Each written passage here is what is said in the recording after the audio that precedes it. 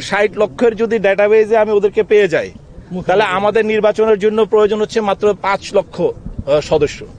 তো সেখানে 5 লক্ষ সদস্য কোনো ব্যাপারই না। কিন্তু আগে যেটা হতো, দেখা যায় এটা বাল্ক, যাকে তাকে কে আসতেছে আসলে সদস্য না, এটা চেক করা খুবই ডিফিকাল্ট, এত বড় জনশক্তি।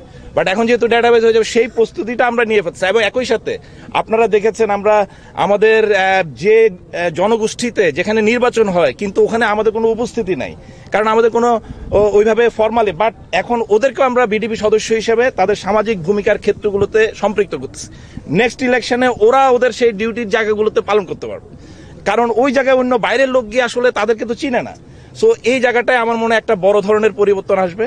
আর সবচেয়ে বড় কথা হচ্ছে, এরা আমাদের যে সামাজিক যে ভূমিকার ক্ষেত্রে নির্বাচনের যে গুরুত্ব, সেই গুরুত্বটা যদি না বুঝে ডিউটি করে, তাহলে দেখা যায় যে আসলে সেইভাবে আপনারা জাতি যেভাবে চায় সেভাবে ওরা ভূমিকা রাখতে পারেন।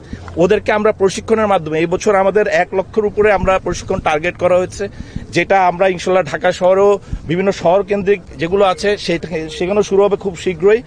এবং একসাথে সমগ্র জেলায় যখন এই প্রশিক্ষণ কার্যক্রম শুরু হবে, আমরা অলরেডি পাইলট কার্যক্রম শেষ করেছি, এদের লক্ষ্য উদ্দেশ্য চেঞ্জ করে দিয়েছে, যাতে সমাজে ভূমিকা রাখা যায়। সেভাবে এই ধরনের শর্ট টার্ম ডেভেলপমেন্ট, পূজা হোক বা ইলেকশন হোক, সব জায়গায় নিউট্রালি